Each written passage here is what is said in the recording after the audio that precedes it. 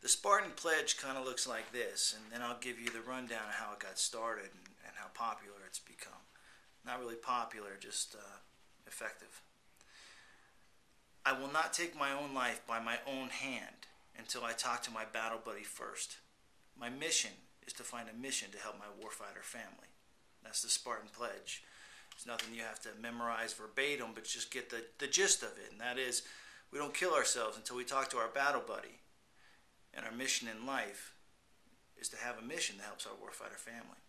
About 3 years ago when it started between two guys, myself and my battle buddy, Nacho. We were in Iraq together and we'd lost touch with each other. He called me one night when he was upset because a friend of his had committed suicide. Now, this guy, if I'm not mistaken, was a police officer at the time, but he was also a warfighter. He was a veteran. And that brought up the subject of suicide between us. And we realized that both of us had spent a lot of time thinking about suicide but not talking about it. And with the suicide rate in America being what it is today with warfighters, it's something that is a definite, relevant subject. Since then, I've taken that pledge with other warfighters, more than I can honestly remember. And now not too many people take that pledge with me because they've gone on to take that pledge with other guys, and it's just permeated throughout the community. Every guy I know that I took that pledge with has taken it with several other guys. It's been put on posters on Facebook and all over the place. And in my opinion, nobody owns it. We all own it. We all own a piece of it. We all have a piece of that, the Spartan pledge, because it's something that means something. Because we don't trust the doctors. We don't even trust our family members, but we trust our battle buddies. So take that pledge with your battle buddy. And remember, if someone takes that pledge with you, that means you're taking it with them. Me, I'd have to call and contact a lot of people if I was going to off myself. And I would, because I took a pledge. That's the descendants of Sparta. That's what it's all about. That's what the Spartan pledge is. If we can just do that, we don't need all the other stuff. We take care of ourselves, we take care of our own, and we maintain a mission focus. The Spartan pledge.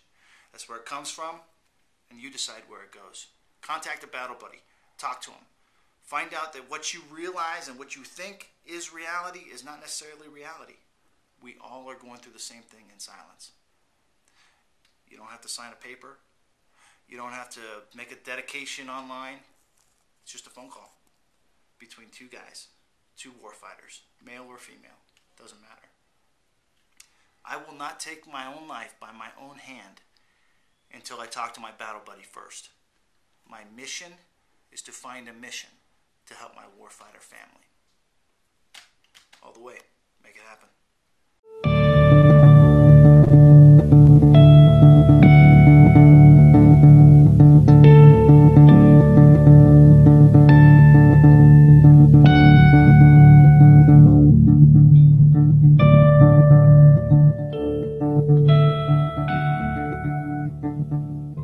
Oh, say, can you see by the dawn's early light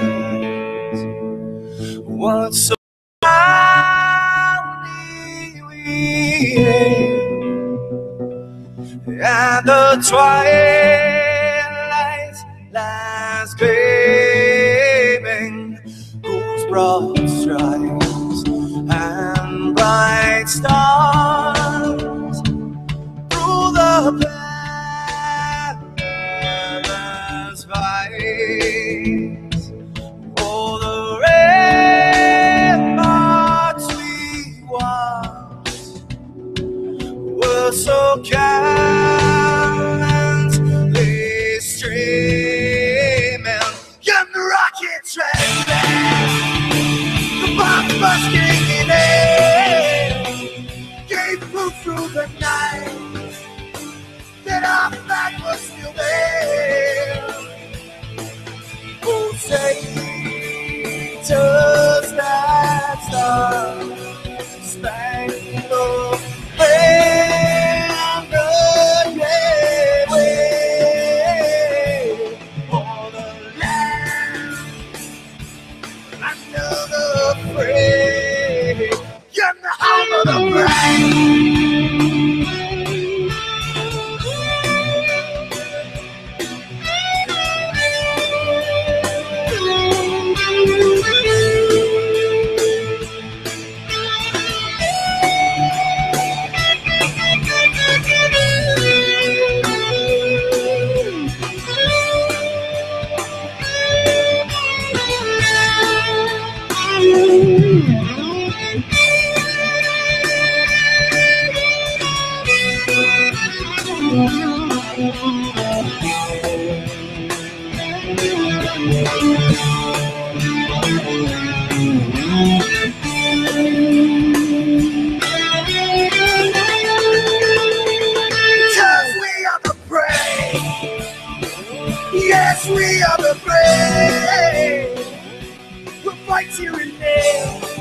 of the brave. We are the US of A.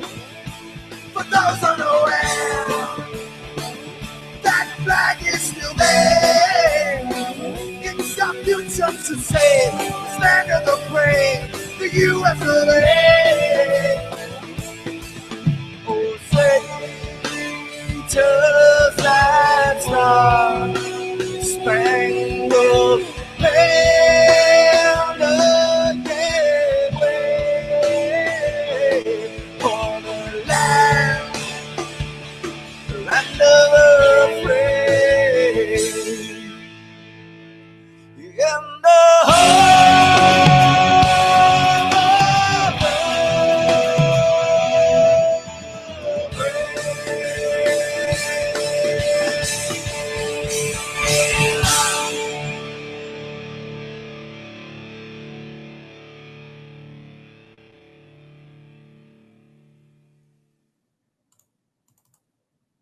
The trail of the 3rd Army and the 19th Tactical Air Command of the 8th Air Force is marked by more than 40,000 white crosses. 40,000 dead Americans.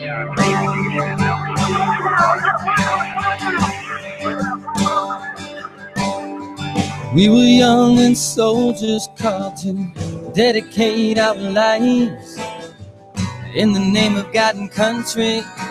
Do what's just, boys. Go do what's right.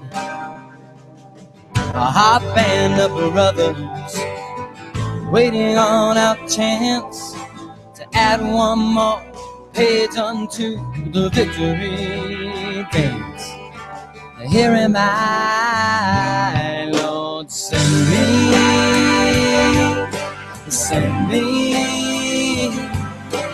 Victory lies in the spirit of the lives of the men who died for me.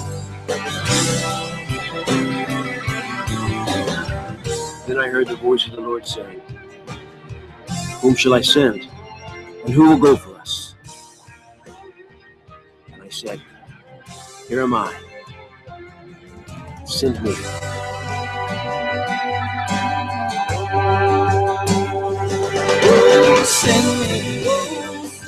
This is Michael Broderick, Marine Corps veteran, actor, and GallantFew board member. You are listening to the New American Veteran on Vets on Media. Now here's Carl Monger. Let me just say welcome to another episode of the New American Veteran. My name is Carl Monger, and I am proud to be an American veteran. The New American Veteran is a broadcast of GallantFew, Inc., a 501c3 nonprofit. Our mission is to prevent veteran isolation by connecting new veterans with hometown veteran mentors, thereby facilitating a peaceful and successful transition from military service to a civilian life filled with hope and purpose. Our goal is to connect every new veteran with a hometown veteran mentor. And we do this by creating and supporting a nationwide network of successfully transitioned veterans that engage locally with new veterans with the same military background now going through their own transition. We believe this will prevent veteran unemployment, homelessness, and suicide. All right, my database. Today's episode is dedicated to Long-Range Reconnaissance Patrol member and Ranger William L. Miller, 1st Infantry Division LRPS, Recon, Bravo 36th, Team Bravo 36, 5th Special Forces Group, Mac V Recondo School graduate, and he passed away on March 22nd, 2015 of complications from Agent Orange. This is the second Ranger in the last 2 weeks, Vietnam veteran, LRP, that spent a lot of time in a jungle where Agent Orange was out there, and seeing these guys die of this cancer that eats away at their bodies, knowing the kind of men that they were and still are mentally, but their bodies are just going away because of that chemical. It's a damn shame. And LRP Miller, I wish you rest in peace, and we'll see you on the high ground. Today's episode sponsors are Blackside Concepts and Tactical. I can't say the whole name on the show, but it's sh*T on my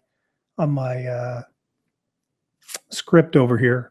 I will post the links to their website, so please go take a look at them. You should be able to see them up on the screen right now, and give them your support. There's some really cool things that are coming out of Blackside Concepts that I will be sharing with you in the weeks to come. There's an article that's posted on the GallantFew Facebook page, facebook.com/GallantFew, the title of which is "The Rock and Roll Casualty Who Became a War Hero." And this is a really interesting article about Jason Everman, who was in two bands, the first one being Nirvana. And the second one, I'm gonna give myself away because I don't know the name of the second band, but it's really, really popular. So he's a guitarist for both bands. Doesn't mesh, doesn't fit in well. Initially thinks it's going to be awesome, and he's going to be a lifelong rock and roll star, but that doesn't work out. So he decides to enlist in the Army, becomes a Special Forces soldier. I believe he goes to Ranger School. And he has a really amazing career now. The juxtaposition of the two photographs that are on the GallantFew Facebook page, one of him on the left with long, kinky red hair all the way down past his shoulders and kind of a screw you look on his face. And the one right next to it, he's wearing winter camouflage. He's got his M4 with his all his combat gear on, put a pair of snow goggles up on top of his head, and a full beard. And what an amazing transition from one to the other, and what a success story. So anyway, go take a look at the GallantFew Facebook page, because I think you'll really enjoy looking at that. One of my favorite quotes, one of my new favorite quotes, I just heard. Somebody posted it this morning, and it says, "All of the truly important battles are waged within the self," by Sheldon B. Kopp. All of the truly important battles are waged within the self. It kind of leads into where GallantFew is going with our STAR program. STAR stands for self-training and responsibility. And a long time ago, when I was still in the Army, I went to a small men's group at a Methodist church there in Savannah, Georgia. And the pastor, I want to say Randy Taylor. I think that's right. He had some books on mental health and well-being. And we would, because nobody else has anything better to do, even Rangers, at 4:30 in the morning, we would meet at 4:30 in the morning once a week, have a cup of coffee, we'd read some scripture, or we'd read some motivational book, and then we would discuss it.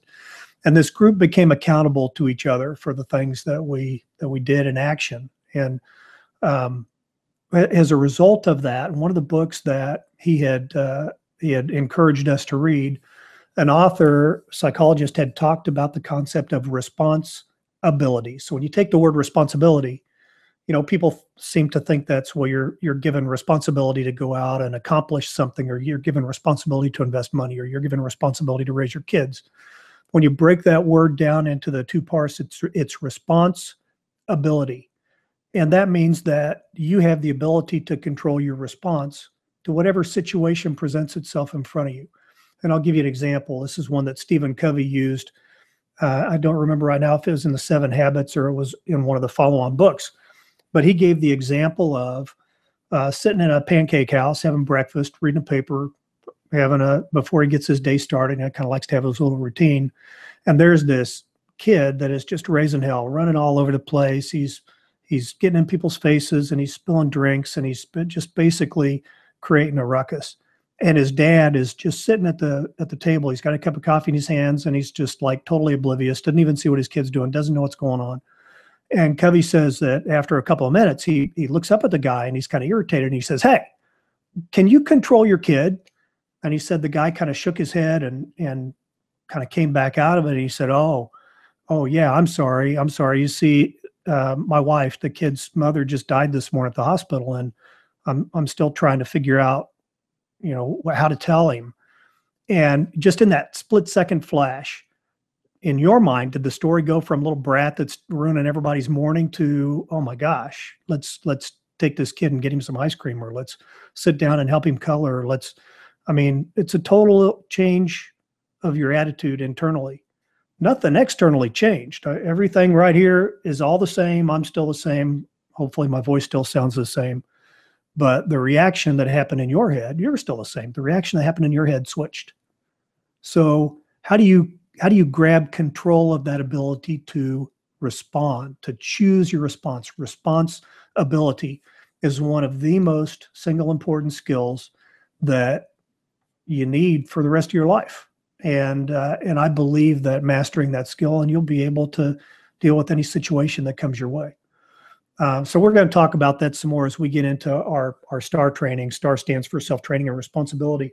Also, there's 5 points of the STAR. And when you look at where GallantFew is going with our transition training, whether you've been transitioning for 10 days or 10 or 20 years, these are still applicable. And the 5 points of the STAR, they're all fitness, or you could substitute the word wellness for fitness: emotional fitness, physical fitness, financial fitness, professional fitness, and social fitness. And you could argue that a couple of those things could lump together, because maybe professional and financial fitness should fit together. The reality is that each one of them has a separate and distinct function in our lives, and we need to be able to master each and every one of those things. One of the first things that goes away when you leave active duty is the discipline that gets you up at 5 or 5:30 in the morning and goes outside and gets a little exercise, regardless of how cold it is. You always went to formation. Maybe you exercised indoors, but you always went to formation. You need to maintain that kind of discipline in your physical fitness, so that when you're 80 years old, even though your back may hurt and you may have other injuries from military service, you're still healthy enough that you can live a good life. Those things are incredibly, vitally important. So we're going to talk more and more about each one of those. Part of professional fitness, after I air the interview here that I'm going to do in a second, I'm going to do a recorded slot that's our number 3 in our job tip series. Good morning. My name is Tony Clark, and once again this year we'll be going back to Death Valley for the Badwater 135 Ultra Marathon. This will be my 3rd year going. Got a good crew, got a new training plan. Real hopeful about this year's turnout or how I'll do. Hopefully my kidneys don't shut down again. But with all that being said, of course, we're going to raise some money this year for a veterans cause, and we are still fighting hard to try to combat some of this veteran suicide. As many of you know, they're saying right now the statistic is 22 veterans a day in the United States are committing suicide. So what we have done is started a website called 22for22.com. And the significance of it is we are going to try to raise $22,000 through my efforts at Badwater for 22for22.com.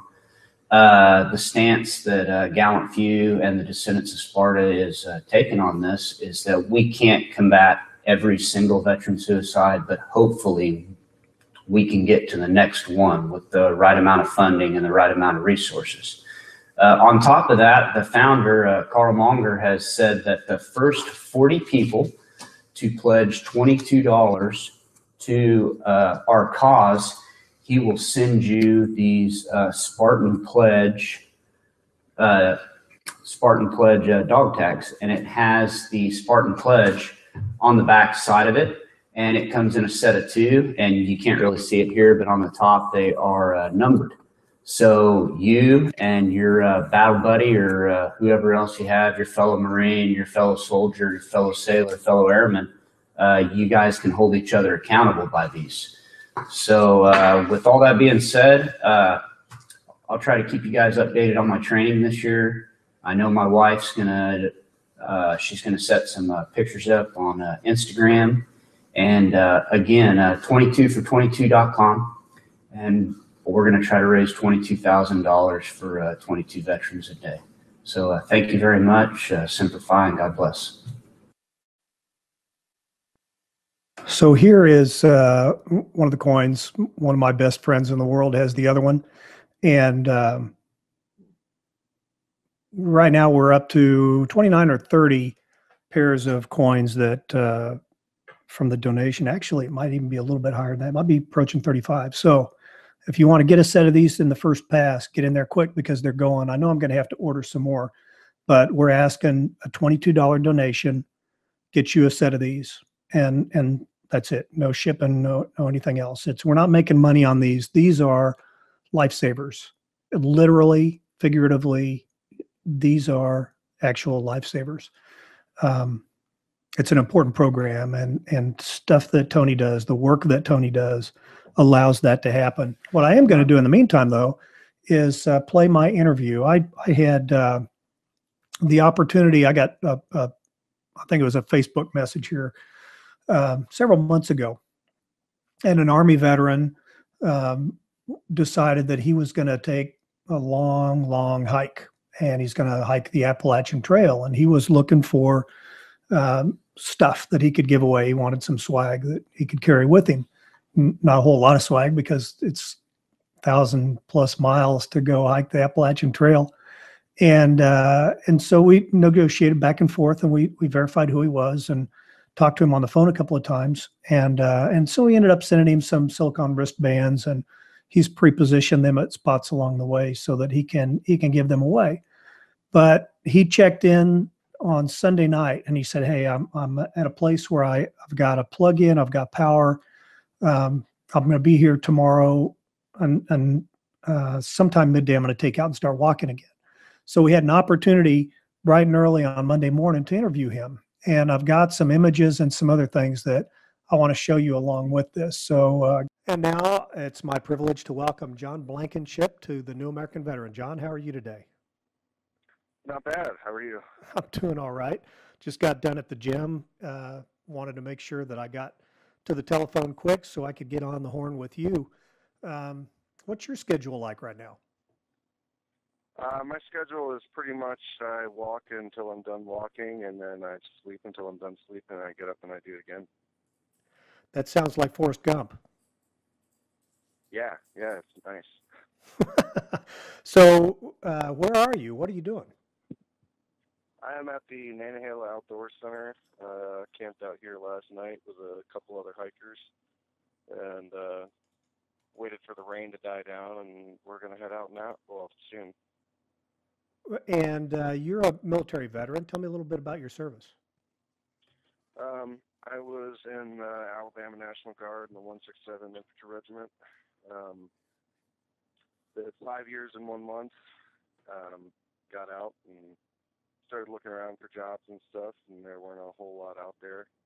Did some security stuff for a while. That wasn't very cool. Did some stagehand stuff for a while. That was pretty cool. The work kind of slowed down this last winter. Decided to hike, well, actually about 2 years ago, and decided to hike the trail. And what made you decide to hike the trail?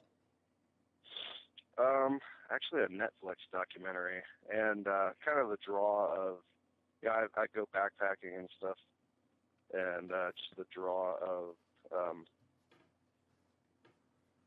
having everything I own on my back. That I think there's a lot of people that's very appealing to. Tell me a little bit about the Appalachian Trail. What's the history, just in a nutshell, the history, and how long is it? Where did you start?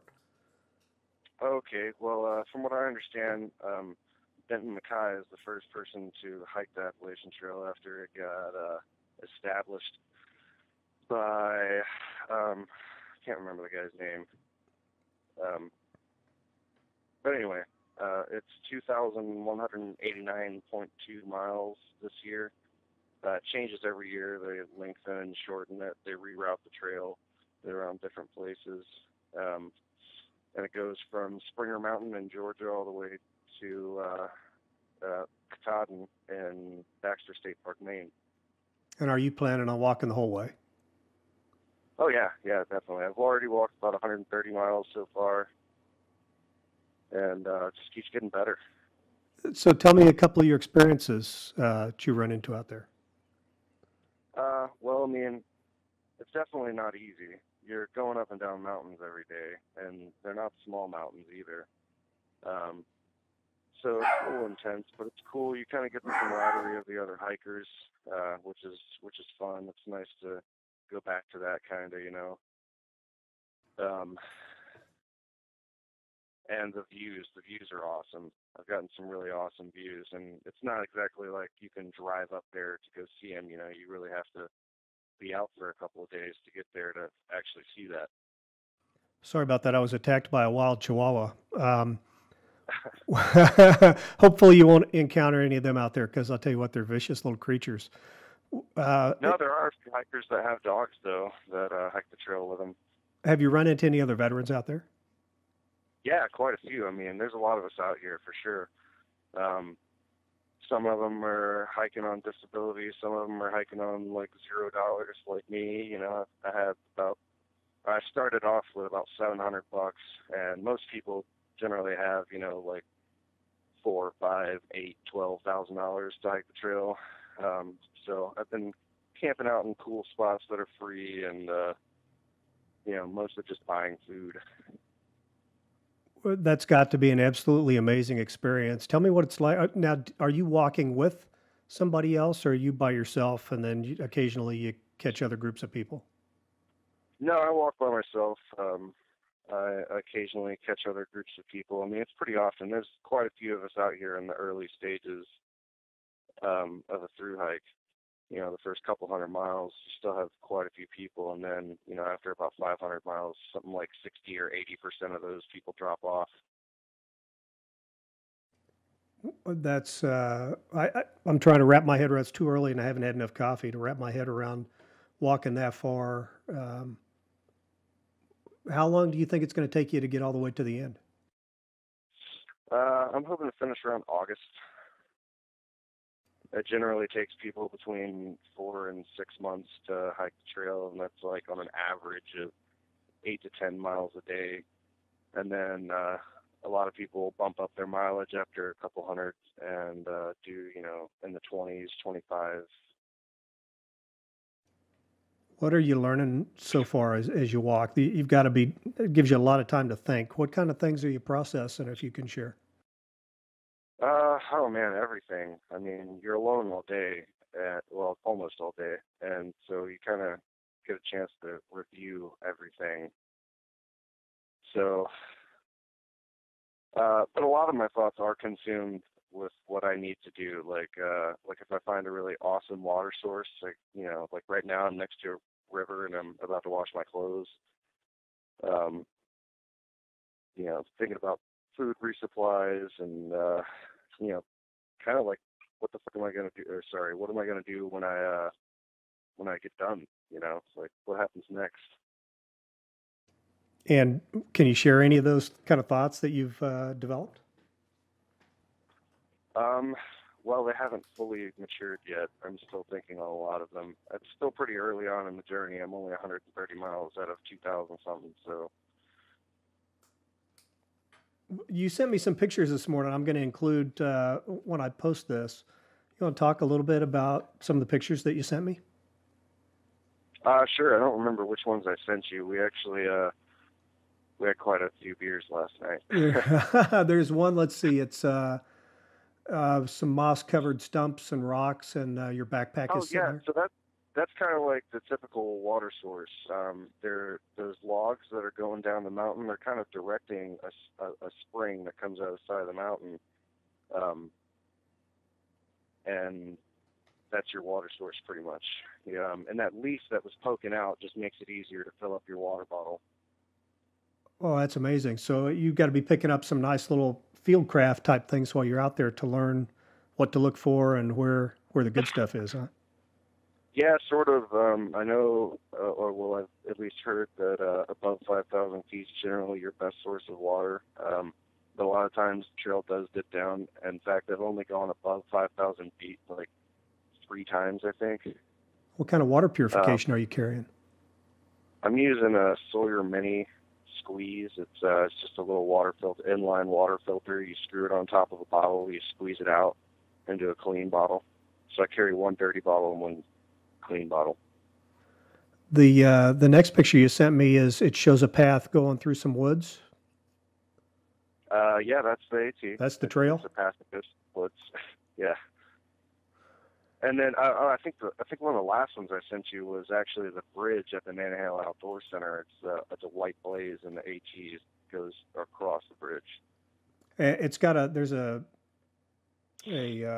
post there right before you go across the bridge, and it's got what looks kind of like an arrow carved in the side. Yeah, that's the AT. So that means Appalachian Trail. I catch on real fast. The second place that it runs through there's one place that it runs through a building, and that's Neal Gap Mountain Crossings, Walahasee. it goes directly through their building, and then the trail has been routed to go directly through the Nantahala Outdoor Center. Well, that's pretty cool. But, I've got our job tip that I want to play for you here. So stand by. Let me get Mr. Jobs on the line here. All right. These are examples of good questions that you should have. You've got to have questions in an interview. If you don't, then you're just going through the motions. You're not even really there. You'll have some questions when you go in, and you'll have some questions you'll develop while you are there. Why is this position open?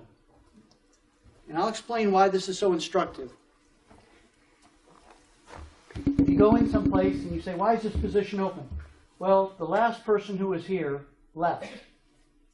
Or the last person in this position was promoted. That's good news. You need to know that. If the person left, what happened to them? How long has this position been open? 3 weeks. Or, how long has this position been open? 10 months. 10 months? Why? That's important for you to know. I mean, if you're going to make a decision on a job and it's been open 10 months, don't you want to find out why? Isn't there something a little bit funny about that? What happened to the last person in the position?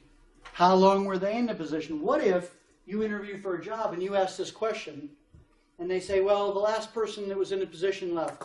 How long were they in the position? 3 months. And how about the person before that? 3 months. You want this job? You can't tell yet, but it shows you've got to ask more questions. Now think about it. Think about if you've never asked those questions and you go through and say, oh, I'm looking forward to this, and you get there and you find out this stuff after you start. You're at the water cooler and you meet a fellow employee and they say, oh, hi, I'm so-and-so. And you go, you took that job? Asking questions. You've got to evaluate them as much as they are evaluating you. How long have you been looking for someone to fill this position? Same thing. Is this position budgeted and approved? This is important. If it's a new position, it's like I said earlier, you may be ready to roll. And then you leave without asking this question. Because if they say, well, this is a new position, there hasn't been anyone here before. Is it budgeted and approved? Because what you might have is a proactive manager who wants to have people ready and wants to interview people, but he hasn't gotten the position approved yet, which means they may love you, but it might be 6 months before you hear from them. What are you going to do? Are you going to stop looking because you're interested in this company, or you're going to keep talking to other companies? This is all important for you to know, and you have every right to ask these questions.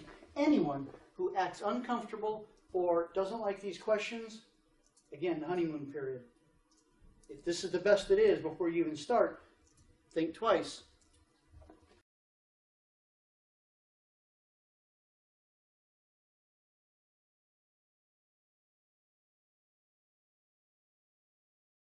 I always like to close the show with taps. And that's what I'm waiting on right now, is for the doggone thing to open up for me so that we can play taps.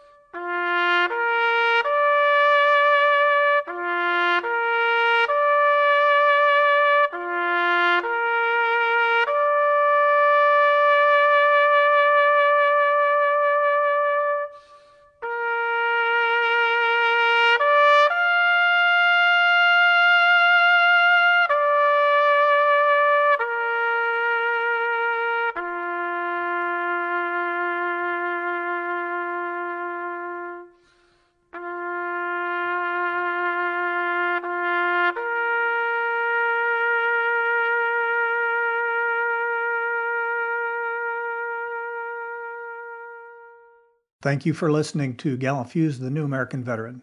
Special thanks to Michael Broderick, Kenny Thomas, Tim Abel, Jim O'Farrell, and Madison Rising for permission to use their audio recordings on this broadcast. That rendition of Taps is a public domain recording created by a soldier or employee of the United States government and as such is not subject to copyright protection. This has been a production of GallantFew, the New American Veteran, a proud member of the Vets on Media Global Network, all rights reserved. Learn more at www.gallantfew.org.